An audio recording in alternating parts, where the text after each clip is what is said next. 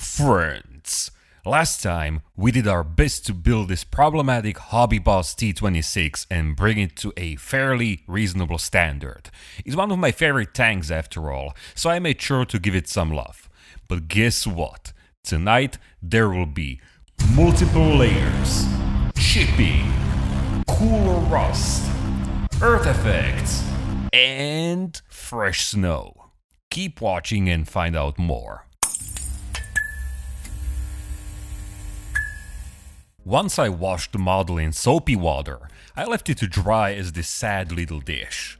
I broke it down into many sub-assemblies for easier painting, because delicate finishes need good access into every nook and cranny. Overall, the broken down model isn't such a handful at all. Now, of course, there's quite a lot of photo etch on this model, and we don't want our delicate paint job to peel off these shiny surfaces. And let me stop here for a moment because they did something awesome. A brand new line of acrylic primers that spray just as well as my ex Mr. Surfacer, but they come ready to use in these large bottles and many different colors. For this model, I'll go with the basic gray. I'm not going with any of that artsy-fartsy post shading that I've been enjoying a bit too much over the past few years. The E100 I did before this rekindled my passion for old school finishes, and for that, a neutral primer is ideal. I had to try the other colors as well, so I used the black and white ones for the figure. This is my standard zenith lighting approach, and we'll get back to this Sergei at the end of the video. Check out how clean the model suddenly looks. And it is at this stage, and this stage only, when we can enjoy the 3D printed interior of the turret. Okay, let's now apply the basic 4BO green. I added a bit of Tamiya gloss varnish for that extra smooth paint job and diluted it with Mr. Leveling Thinner. I tried spraying the paint without any additional highlighting, just the shade we get in the bottle. The thing with winter camouflages is that you need to achieve a good contrast between the whitewash and the original paint that's underneath, and a darker color sounds like an obvious choice for that. But oh no, it was way too dark for my taste. But fear not, a little amount of buff and we're good to move on. I could have applied this layer in a cloudy pattern for that zenithal post shading, but I didn't, just for the sake of not doing it. But back to the contrast game. You see, if the base color is way too dark, it might look almost black when you apply a whitewash on top of it. Too light of a base coat, on the other hand, would result in insufficient contrast between the green and the white. So it all comes down to finding that sweet spot that you might feel could work pretty well on your model. There's no universal formula for it, just intuition and your creative touch. Let's now give the entire model a generous coat of VMS chipping fluid. This one can be applied in a single layer because it doesn't bead up on the surface. For the whitewash, I wanted to apply it in at least 3 separate layers. I added buff into the first mixture, and my thinking behind this was that if the whitewash was applied multiple times as it started to wear off, the older layer would become dirty. Dusty, grimy, you name it. But as it turned out, I could have added much more of the dusty color, but oh well. What's awesome, on the other hand, is how well the paint goes down, and the size and shape of the individual chips. Do you see that granulated texture on the surface? That's something the chipping fluid does when I spray it, and it's these small granules that go down first, creating those delicate chips. This will work perfectly on some worn rusty finishes in the future, but it does a lot of magic on this type of finish as well. Of course, I followed my reference images, and as usual with Soviet tanks, the horizontal surfaces seem to have been pretty much completely worn down. I mean, the chipping looks good, but the whitewash is just so flat and boring. Let's seal the whole thing with a quick coat of VMS flat varnish and continue. Another coat of chipping fluid, and this time I'll add German grey into the white paint.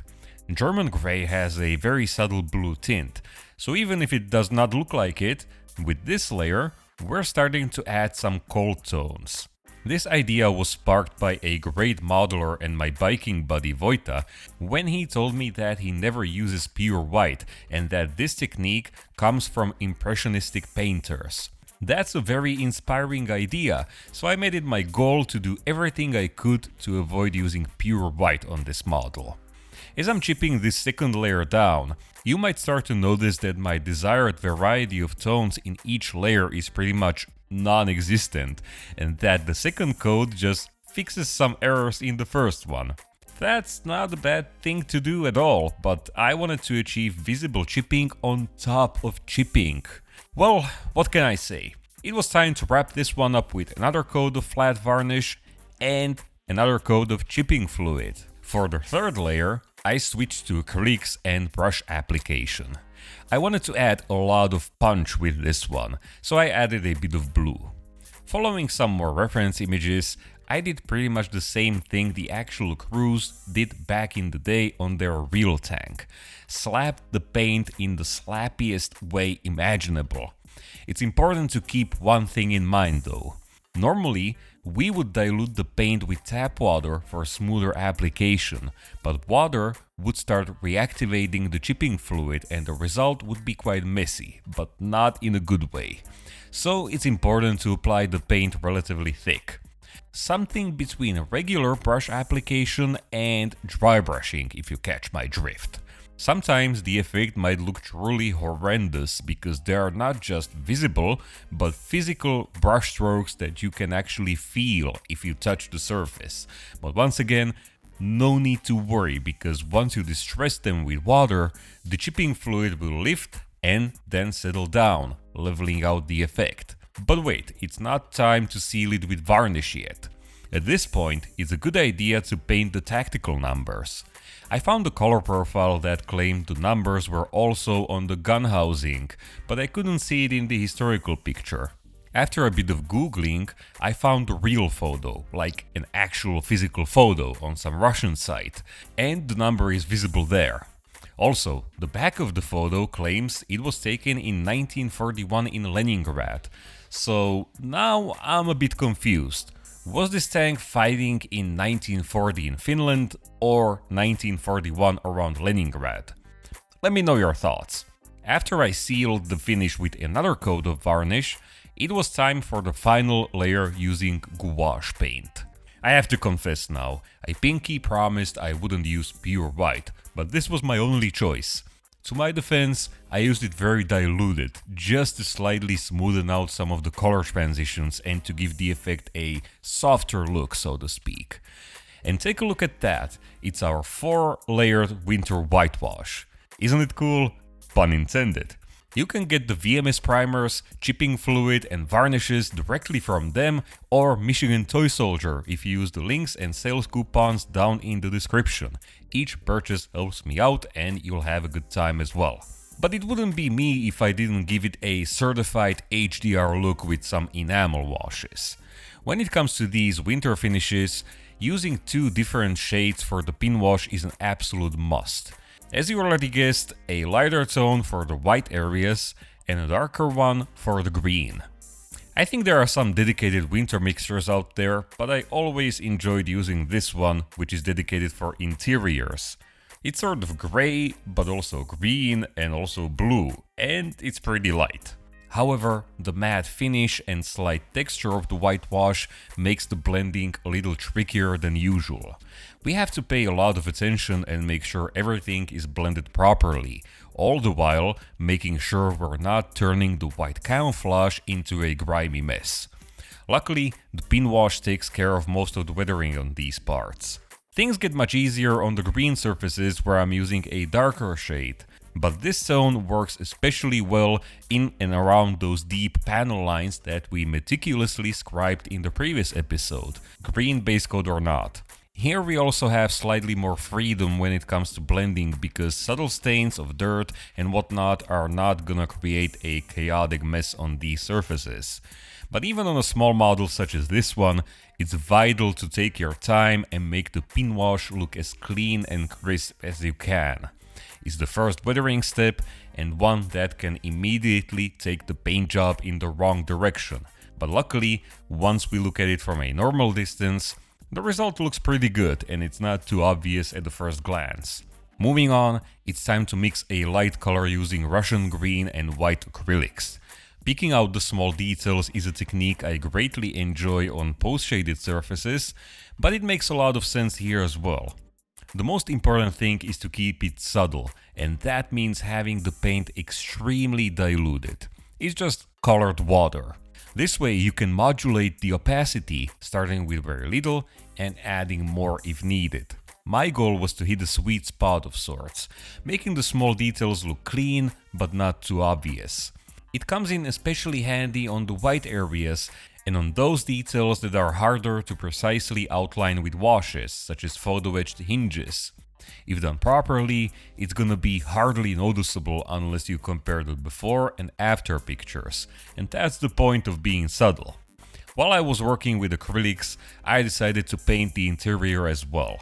The process was exactly how you see it, mostly just guesswork, but then again, basic colors and a quick pin wash were all that was necessary with the limited vision we'll get through the one hatch. Let's now switch to oil paints, and here I'd like to point out that it's better to prepare what you think you'll need, but not actually need it, if that makes any sense. You'll see that I didn't use all of them on the model.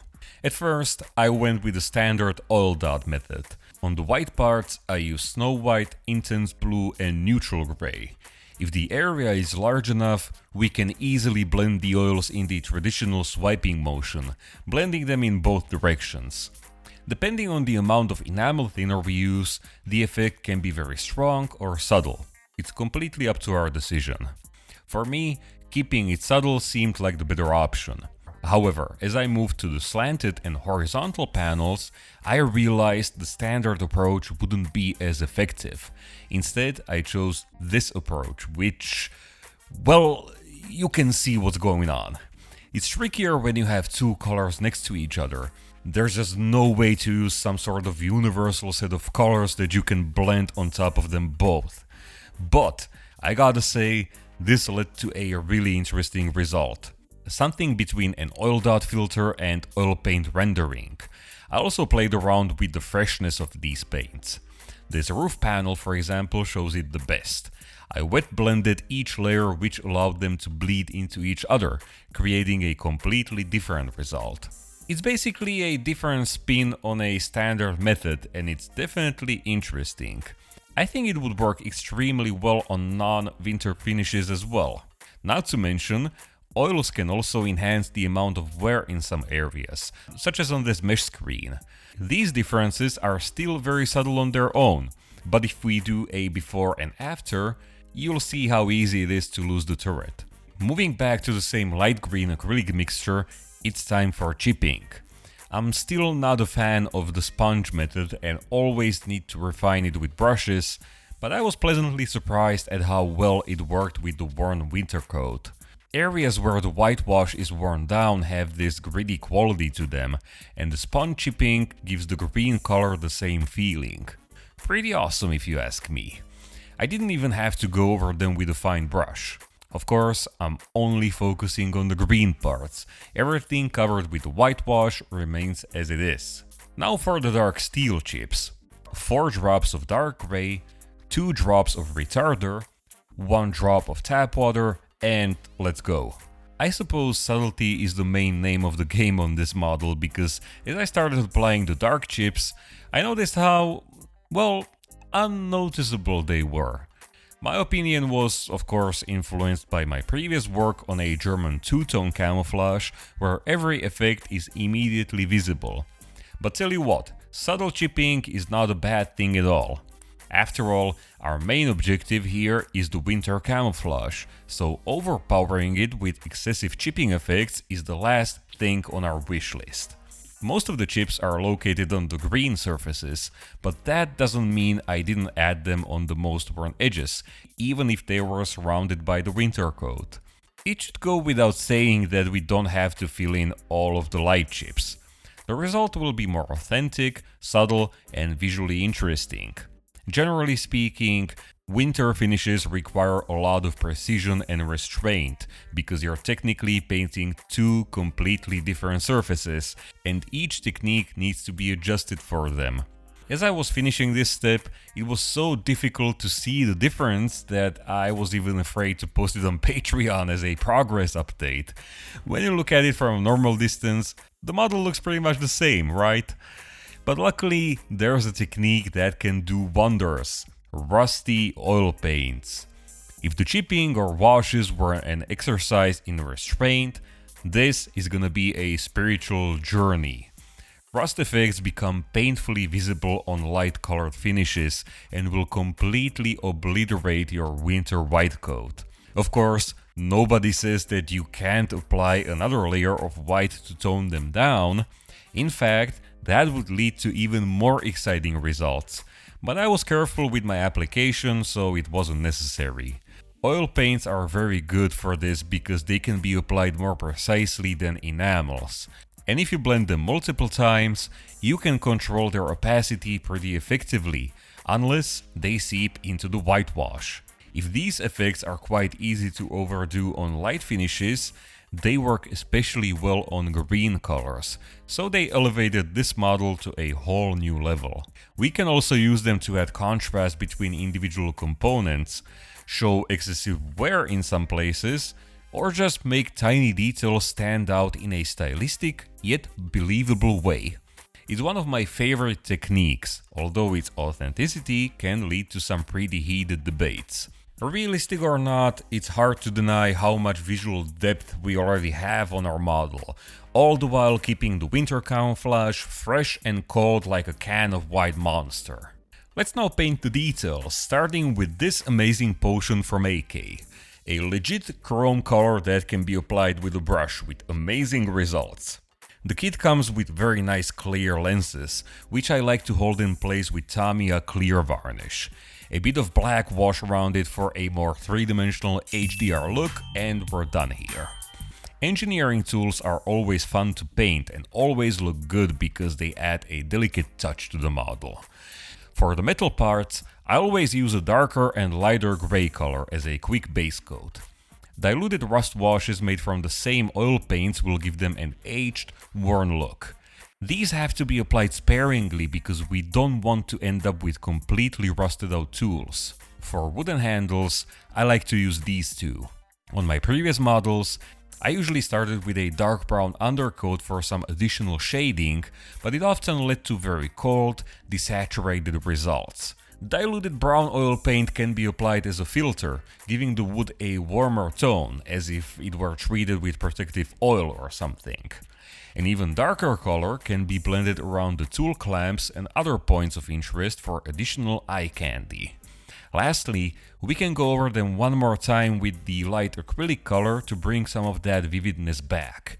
Applying it on the edges will enhance the worn, well-used look. These are small details, sure, but we can give them a lot of attention with these different techniques. The exhaust on this tank is massive, and as such, it had to be painted properly. After a dark, rusty life color base coat, I covered the thing with chipping fluid. For the heat-affected metal, I mixed Tamiya white with a bit of hull red. Steel corroded by heat has a different finish than your standard rust, and this white paint is hands down the most important step in the process. I also wanted a different rust finish, so I went for a slightly different color palette. The lightest tone was mixed from ochre, yellow and oxide patina. This tone will cover the biggest area, but that doesn't mean it was applied as a wash over the entire muffler. I'm still focusing mainly on the dark, rusty chips. Oxide patina was then applied over the largest chips and blended in the same fashion. Not leaving the previous effect to fully dry made the task slightly more difficult, but in my book, it's easier to be careful than waiting several hours for each layer to dry. Dark rust was then applied as some kind of shadow in the hidden areas and around clamps. Creating all these different tones is fun and games, but we also have to keep in mind that the exhaust should be somehow tied together with the tank. Again, it's about striking a good balance. One such technique is adding remnants of the green paint, once again mixed from the same Russian green and white paint as before. The wooden crate was painted in the exact same fashion. Blended oil paints for the wooden base coat, chipping fluid, and then red acrylic tones applied with a brush and chipped down. This is a technique I learned on my facades and it's extremely fun. Check out one of my facade videos to learn more about it. It's much quicker than meticulously creating each of these effects with a pointy brush and diluted paints, and quite frankly, it's also more realistic, especially the heavy paint chipping that's oh so typical for painted wood. I chose a red color so it would stand out on the otherwise cold looking tank. Finally, we have a few tarps on the model. I decided to adjust my approach and once again ditch the dark brown undercoat just like on the wooden handles. Instead, I started with the darkest version of the actual color and then just added highlights as usual. It was the dark coat that made them look overly stylized, almost like a cartoon. And while that effect works pretty well with post-shaded models, it would be completely out of place here. My color transitions are never perfect, but a quick glaze or two with the original color will tone them down and tie everything together. The result is still pretty contrasty, but I think it's more manageable now. And here we have the model all painted up and ready for weathering, and by that I mean some subtle earth effects, but more importantly, snow. However, I always enjoy looking at models at this stage. They look clean, but not in a boring way. Before we start with the earth effects though, I'd like to mention two websites worthy of your attention. The first one is my portfolio with all my models, and I'm actually selling all of them. So if you're a model collector and you'd be interested in something, let me know through the contact form and we might figure something out. And the second page is Plastic Invasion with my merch. Right now we have t-shirts in two designs. One has the best scale on it, and the second sports my iconic distorted KV85 logo. They're locally made in the Czech Republic and very comfortable, so check them out. Anyway, let's start with the obligatory acrylic mud paste. This time it was fun and simple because I kept it extremely limited and focused only on the tops of suspension bogies and a small hint around the transmission housing. There are only two steps required here: application and blending with water. Then I mixed a grayish dust color and started pre-dusting with an airbrush. I blended the mud texture with the surrounding area and also used the airbrush to add some rudimentary outline of the upcoming earth effects. Again, very simple and quick because I'm keeping it subtle. Next are enamel earth tones, and in case you missed it, I'm creating all these weathering effects with AK paints. That's because I enjoy using them, so much so that a few years back they reached out to me and we became a team. That's all cool and dandy, but what's in it for me, I hear you ask? Well, good news, because I have an affiliate link for their store down below, and also a sales coupon which will give you a nice discount if you use it on your order. Each purchase helps a lot. VMS also steps in with their pigment texture, which adds volume to the enamel paint, and now I suddenly have an earth-colored slurry that can be speckled for these nice clumps of earth. The previous speckling added visual texture and randomness, and this one adds actual three-dimensional texture and volume. It's a fantastic effect. Leaving the dry earth effect to cure overnight, it was time to hit it with the darker mud tone. For the most ideal muddy results, 3 different effects are essential, but because I'm trying to keep the weathering pretty light, 2 will be enough. Besides, I'm replicating this tank in cold, freezing winter, so you probably wouldn't find too many puddles of water just lying around in the snow and ice. Yes, I keep teasing the snow effect, but don't worry, we're almost there. We just need to finish these effects first, and then we have some extra prep work. For now, let's just agree that the earth effects are visible, but not overdone. There's plenty of the original green color visible, and the mud is mainly focused on the bogies and around the wheels. For the shiny metallic parts, I chose the fantastic acrylic markers from AK. I like to apply them in 2 layers. The first one being the darker steel tone, and the second one the shiny aluminum marker. They're precise and the application is extremely fast. But that alone wouldn't cut the mustard for me, so I went over them with graphite powder and a silicone sculpting brush. This is what gives them that realistic, polished, heavy metal look. The tracks will also need our attention, and the first and best step is to drench them with VMS Black Track Pro. This fluid reacts quickly, but we need to help it with an old toothbrush and a toothpick. It's important to get it into every nook and cranny. Then it's important to wash the tracks in soapy water to stop the reaction and dry them with an airbrush. I weathered them using the same methods as the lower hull, so pre-dusting, dry earth wash, and heavy speckling with the darker mud tone. Once these were dry, I sanded the cleats on the outer parts and the guide horns from both sides and polished some graphite on the contact points with the wheels. Small tracks are relatively easy to paint and don't take up too much time. And now we're finally getting to the real deal. We'll be working with these two AK products. Snow is an acrylic paste or foam which can be diluted and blended with water.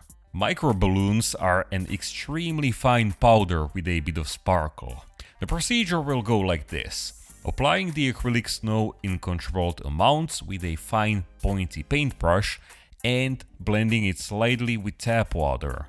While it is still fresh and sticky, we'll sprinkle the microballoons on top of it and get rid of the excess. That's pretty much the basis of it. Now, let me say that I came up with this approach after several attempts with different methods. I tried them on the inner sides of the road wheels, and my experiments involved the acrylic snow on its own, which was too creamy, microballoons fixed with lacquer and enamel thinner, which were too translucent and dirty, microballoons mixed with white pigment, which looked okay but not exactly what I had in mind. And finally, I did multiple tests with the acrylic snow and the powder until I nailed the process. Following reference images is an absolute must with effects like this. And just my luck, the tank I'm building is going through deep snow and running gear is just completely covered in it. Well, almost completely. I used these products in the past, but not in this combination. However, I can say that yellowing over time is not gonna be an issue because they're both artificial materials. Yellowing usually happens when you use something organic, such as baking soda, or if you flood the snow with enamel thinner and reactivate the enamel mud paint underneath. But it's one of those methods where there's just no going back. So you have to try it somewhere aside, and once you feel confident, you have to commit. Melting or frozen snow is relatively easy, especially when you add some mud for that wet, sloppy winter, but fresh, foamy snow is a completely different story, and I think this process captures it pretty well. For the tracks, I used a slightly different and simplified approach. I started by adding the acrylic snow in random places, making sure to apply it precisely on each track link. Then I attached the tracks to the tank because only this way I could know where most of the snow would be collected. I didn't use any micro balloons here because the snow should be compressed in the tracks, not fallen in that lumpy fashion as we did on the running gear. And for that, the acrylic snow works just fine. Once again, I observed reference images and basically the heaviest snow should be around the idle wheel in the back, and then it starts to fall as the track moves forward. I also made sure to imitate the fallen snow that fell back down on the lower track. And would you look at it, the model is looking pretty cool, isn't it? It's also nice to see that the winter camouflage, despite all the different weathering effects, still looks relatively white, pretty similar to the snow. But guess what? We're not done yet. At first, I wanted to keep the upper surfaces clean because the model looked good already, but deep down I knew that a little bit of weathering would simply make it look more finished. Besides, this is hands down the best way to integrate the rusty details into the surface. The earth tones will tone them down and tie them with the surrounding area. This worked especially well on the exhaust. It's also another way of adding subtle contrast between individual components of the tank, such as on the mudguards. Let's also keep in mind the exhaust and the nasty diesel smoke that spewed out of these tanks.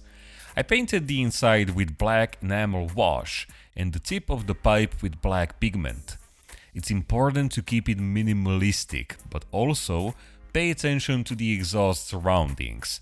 The edge of this fender would get smoked pretty badly.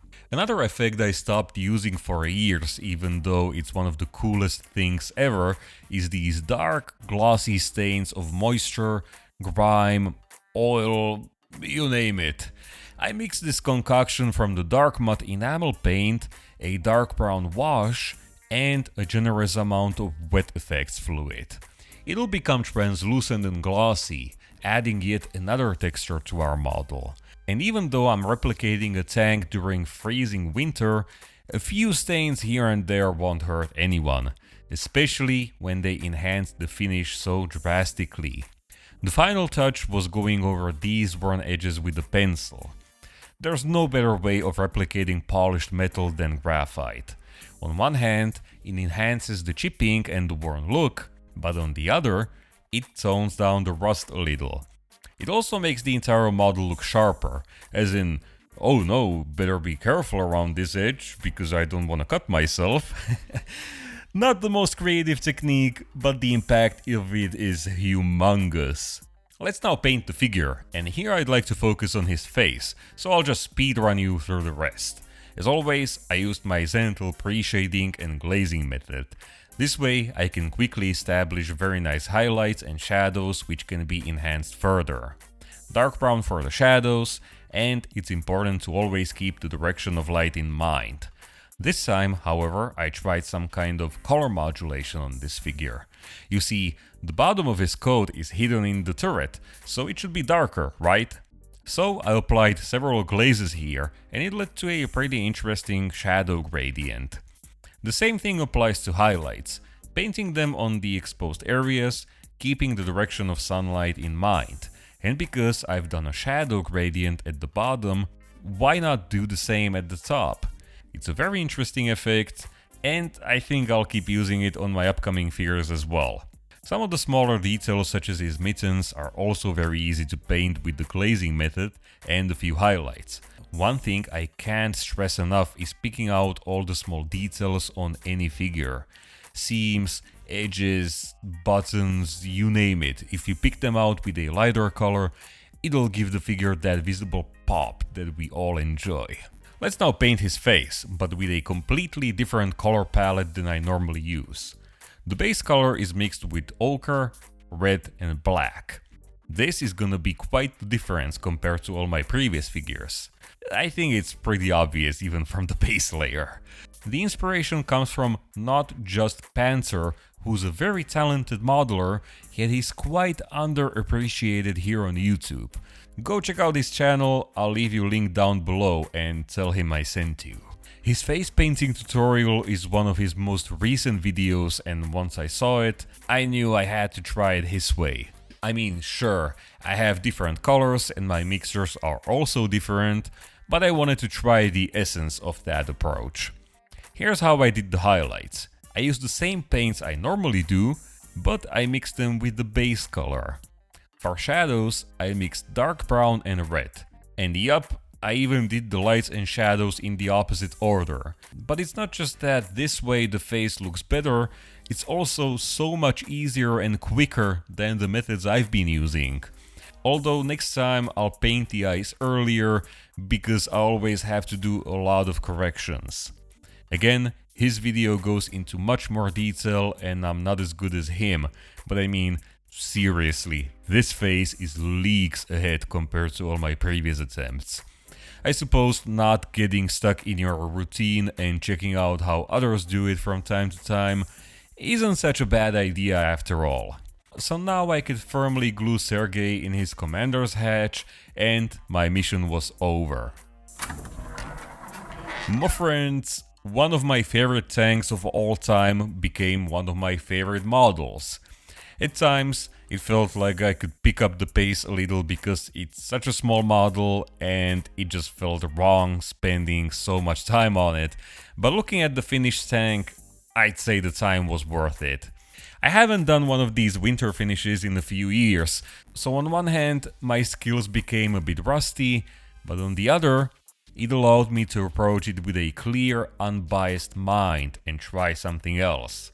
Snow was scary because last time when I was finishing the Leningrad diorama with a KV2 in it, the snow pretty much ruined the entire scene, and it was all due to my lack of experience, poor planning, and even worse application. For a moment, I considered weathering this tank as the traditional muddy winter, but that's just the easy way out, and we can never move forward if we don't get out of our comfort zone. But pulling it off to my liking now gives me confidence for the diorama that I have planned for this tank, and I'll be able to approach it with a much steadier hand. That's gonna be the topic of the next video. Until then, thank you for watching, because I couldn't do this hobby for a living if it wasn't for you. Time is our most finite resource, so if you took the time to watch this video, I'm seriously grateful. Being able to make these videos full-time is mainly possible thanks to the help of my amazing patrons, because YouTube often behaves in the most unexpected ways, and Patreon is my safety net of sorts. My whole Patreon page is like a night shift magazine, as I post there pretty often, and you'll get updates from my workbench where I share my thoughts and insights. We can get in touch through DMs, comments and emails. I'm posting 1 week early ad-free videos, and those stay there forever, so you can always get back to them. I also have some small goodies such as 3D models which you can use for detailing your projects, bunch of real-life references for nature, old buildings and so on, and last but not least these high-resolution studio photos which show the model in more detail than video ever could. It will help me a lot, but no pressure. It's appreciated but not expected. Anyway, I'm hoping this upcoming vignette will be finally the one where I crack the code for authentic snow. And I'm not talking about that springtime slush that's really easy to replicate. It just isn't what I have in mind, and it wouldn't fit this tank either. So wish me luck, steady hands and full focus. Cheers!